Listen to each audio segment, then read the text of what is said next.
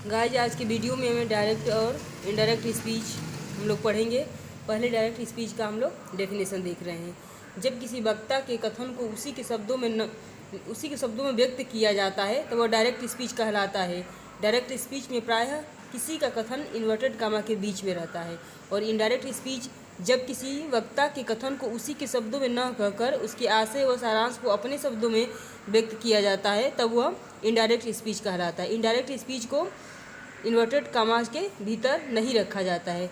For example direct speech है ही said I M इल, तो ये इन्वर्टेड कामा के बाहर है तो ये क्या हो जाएगा, इनडायरेक्ट स्पीच होगा। और ये इन्वर्टेड कामा के अंदर है तो डायरेक्ट स्पीच होगा। और इसका जब हम डायरेक्ट से इनडायरेक्ट में चेंज करेंगे तो ही सेड का ही सेड रहेगा, ये कामा हटाकर यहाँ पे दैट लिख दिया जाएगा।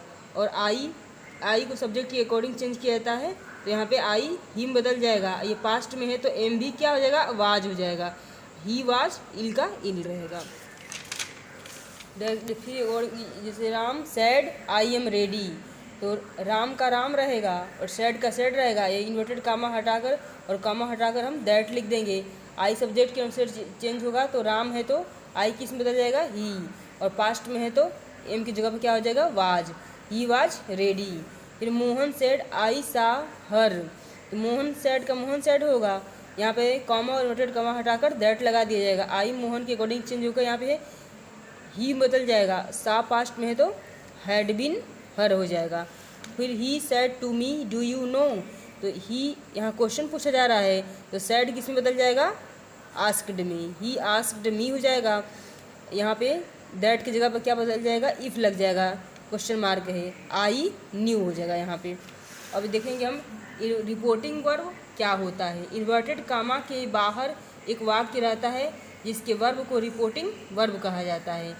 ही सेड आई एम रेडी, यहाँ पे सेड क्या है, रिपोर्टिंग वर्ब है। ये इन्वर्टेड कामा के बाहर है इसलिए क्या है, रिपोर्टिंग वर्ब है। रिपोर्टेड स्पीच किसको कहा जाता है, इन्वर्टेड कामास के भीतर जो वाक्य रहता है उसे रिपोर्टेड स्पीच कहते हैं। अब ये he said I am ready, यहाँ पे आई एम रेडी क्या है, रिपोर्टेड स्पीच है। Verb of the reported speech, inverted comma के भीतर जो वाक्य रहता है उसे रिपोर्टेड स्पीच कहते हैं और उसमें प्रयुक्त वर्ब को verb of the reported speech कहते हैं। यहाँ he said I am ready, यहाँ पे am verb of the reported speech है।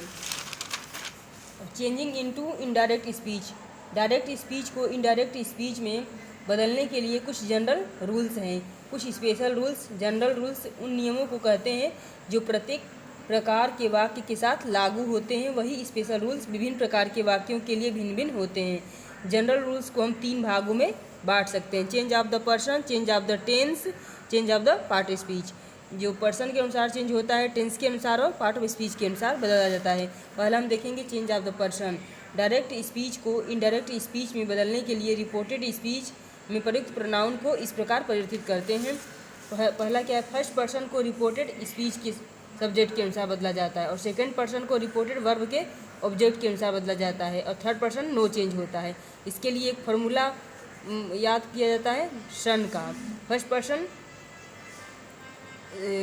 सब्जेक्ट, फर्स्ट पर्सन के सब्जेक्ट अनुसार ऑब्जेक्ट, सेकंड पर्सन के अनुसार और थर्ड पर्सन नो चेंज, इसको सन का फार्मूला बोला जाता है।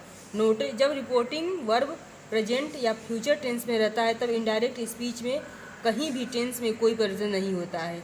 हम यहाँ रिपोर्टिंग वर्ब को प्रेजेंट या फ्यूचर टेंस में रखेंगे ताकि टेंस परिवर्तन की समस्या उत्पन्न न हो और चेंज ऑफ पर्सन की प्रक्रिया सही ढंग से स्पष्ट हो सके। जब इन्वर्टेड भीतर कॉमा के भीतर असर्टिव सेंटेंस रहता है तब इनडायरेक्ट स्पीच में इन्वर्टेड कॉमा के बदले दैट का प्रयोग किया जाता है। जब पर्सन बदलते समय नंबर तथा केस पर विशेष ध्यान दें क्योंकि ये नहीं बदलते हैं। आपकी सुविधा के लिए पर्सनल प्रोनाउन के सभी